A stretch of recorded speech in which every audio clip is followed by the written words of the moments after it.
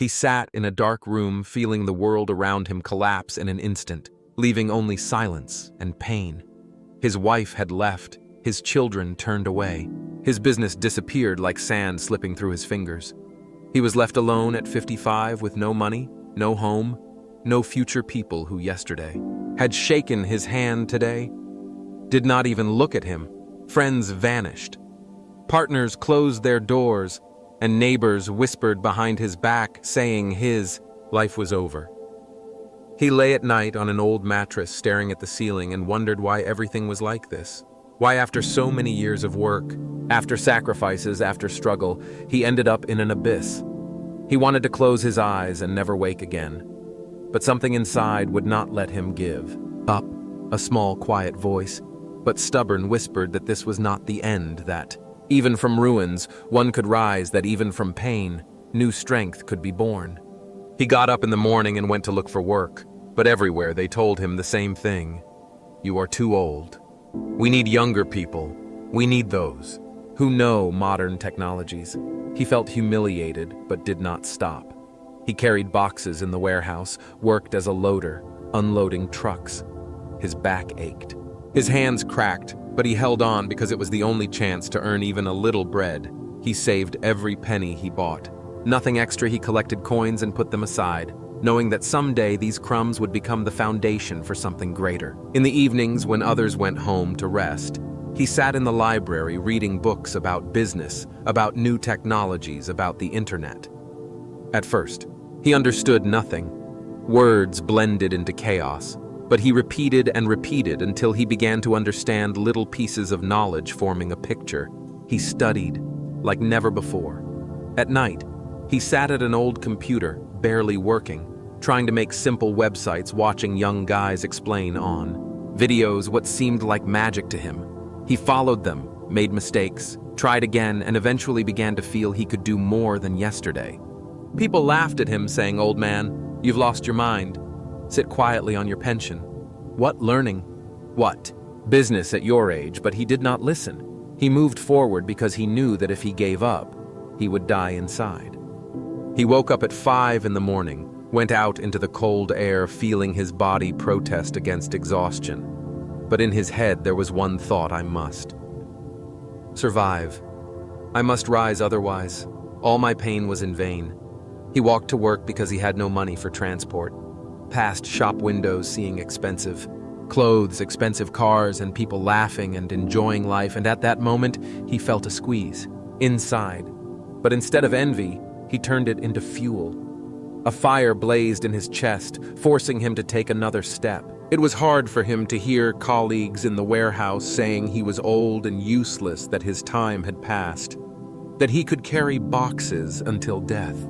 But he was silent. He did not argue. He just did his job, knowing it was not the end, just the first step. He carried those boxes, thinking that each of them made him stronger, that each day without money and humiliation hardened him like steel. On weekends, when others drank beer, he sat with a notebook writing ideas. He had no computer at home, so he bought an old laptop with a cracked screen, an almost broken keyboard. He repaired it himself, glued cracks, rewired wires because he could not afford a new one. This laptop was for him like a door to a new world, and he clung to it like a last hope. Sometimes he had nothing to eat. For days he warmed bread on the radiator and drank water, but even then he forced himself to open the laptop and learn. Some would say it was madness, but for him it was the only way out of the swamp. He repeated to himself, "I am still alive. I can still fight, so I have a chance." He created his first small projects, and all of them failed, one after another. People refused to buy his product. Partners abandoned him, clients disappeared. He was left again with nothing but. He learned to see, not failure but a lesson. Each mistake became a step. Each failure made him stronger. He wrote in his notebook what went wrong and tried again. He believed that sooner or later one attempt would succeed. At 57, he already had a small experience and began to feel that something was changing. His ideas became bolder. His hands no longer trembled when he invested his last money in a new project, because he knew either he risks or remains nothing. He felt the world was against him, but in his soul he felt his time had come. And when everyone whispered he was old, he smiled because he knew his age was not a burden, but a strength. He saw young guys give up quickly when the first attempt failed, while he moved forward, stubborn like a rock, because he was used to losing everything and rising from nothing. His next project almost went bankrupt again. He was left with debts and threats from creditors. But instead of hiding, he faced his fears. He went into business offices, talking straight into their eyes, asking for one more chance, proving his idea was worth attention. And though most refused, there were a few who saw in his eyes a fire that could not be extinguished. And these few gave him a chance. Small money, small deals, but enough to take the next step. He did not sleep at night, worked during the day and again in the evening. He lost weight. His hands shook from fatigue, but in his head plans were born one after another. He no longer acted chaotically. He already knew what to do, and each new attempt became stronger than the previous. At 58, he earned serious money for the first time, not thousands, not tens of thousands, but hundreds of thousands of dollars. And this money changed his life not because he could buy expensive clothes or a car, but because he felt finally his years of struggle beginning to bear fruit. And then he understood the main thing: he did not lose. He was only preparing himself for a great victory. He invested all he earned into a new business, and this time his idea succeeded. People laughed at him when he said he wanted to create a company, working online, bringing value worldwide. They shook their heads, saying it was impossible. But he moved forward because for him the word impossible no longer existed. At 59, his company began making its first millions. He sat in his small rented apartment looking at the old laptop he still kept and smiled, because from this laptop, with its cracks and squeaky keyboard, his new life had begun. His company grew faster than he could imagine. People who yesterday had turned away now called begging for meetings. Banks that once refused credit now offered cooperation, and journalists began to be interested in his story. He remembered all the sleepless nights, all days of humiliation and hunger, and when asked how he did it, he only smiled, knowing no one could understand the path he walked until they walked it themselves. He hired his first employees, but selected only those in whom he saw a fire in their eyes. He did not need degrees, he did not need titles. He needed those ready to go to the end even when the world was against them. He created a team believing in the impossible, just like him, and this belief became their weapon. At 60, he already owned a business worth tens of millions, but he did not stop because he understood that the main thing was not money. The main thing was to prove to himself that his life was just beginning. He expanded. The company opened offices in different countries, traveled the world, and every time he boarded a plane, he remembered walking to work because he had no money for the bus. And this memory made him stronger. People began to call him a business phenomenon. He gave interviews on TV, received letters from all over the world, but he remained the same man who once sat in a dark room and felt life fall apart. He knew success was not a gift from fate. Success is the payment for years of pain and suffering that you endure. He met those who once betrayed him, former partners, former friends, even his ex-wife, and he looked them in the eye calmly, without anger, because he understood that their betrayal and indifference made him strong. Without their departure, he would not have become who he was. And when they asked if he forgave, he answered, "I hold no grudge, but you can never come back into my life." His children who once turned away also returned, but now he looked at them differently. He did not try to prove anything to them. He simply set an example showing that true strength is not in words but in deeds, and they saw not a broken old man, but a man who rose from ruins and became an empire himself.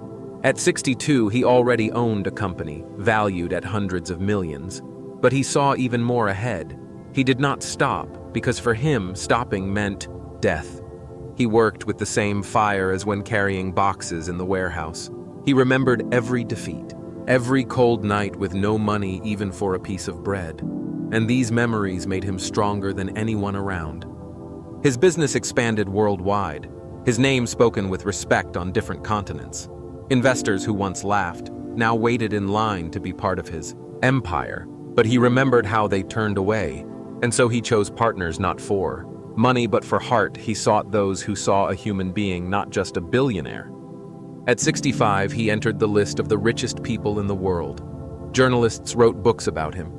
Newspapers featured his photo on the front page. But for him, the greatest achievement was not this. The greatest achievement was overcoming himself. The broken man who sat in a dark room thinking life was over. At a press conference, a young journalist asked how he managed to rise at 55 when he had nothing. What kept him going? When others gave up, he paused for a moment, looked at the full hall and said just one thing: "If you are still alive, it is not the end." And these words became iconic. They were quoted in articles, films, conferences worldwide. But for him, it was not just a pretty phrase. It was the truth. Because he knew limits exist only in our minds. And if you are ready to endure pain, if you are ready to fall and get up, again, there is no age, no defeat. There is only the path, and this path belongs to those who are not afraid to go to the end.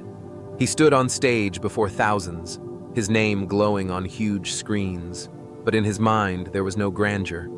He saw himself back then weakened, with hungry eyes, the one who lost everything. And this image always kept him grounded. He never let himself forget where he started, because forgetting is the greatest enemy of success. Young men and women approached him. They looked at him as a hero and asked where to start, how to find strength when all doors are closed, and he always answered the same: start with what you have, do what you can, and when it seems like the end. Remember, yesterday you thought it was the end, but today you are alive, and this is your chance. He built schools and hospitals, funded young startups, helped those who, like him, were once left with nothing. And when asked why he spent so much, he said, "I know what it is like when no one supports you. I know what it is like when you are alone against the world, and if I can reach out to those fighting, I will, because this is the meaning of my wealth." At 70, he sat in his office looking at the city glowing with lights, thinking life gave him a second chance, and he used it fully. He no longer feared age or loss, because he knew a person is stronger than any hardship. He touched a photo of himself, young, with the family that once turned away, and whispered, "Thank you, because without you, I would never have become who I am today." His name entered history as a symbol that there is no age to start, that there are no limits for those who do not give up. And when he went on stage, one last time he raised his hands and said, "If you are still alive, it is not the end."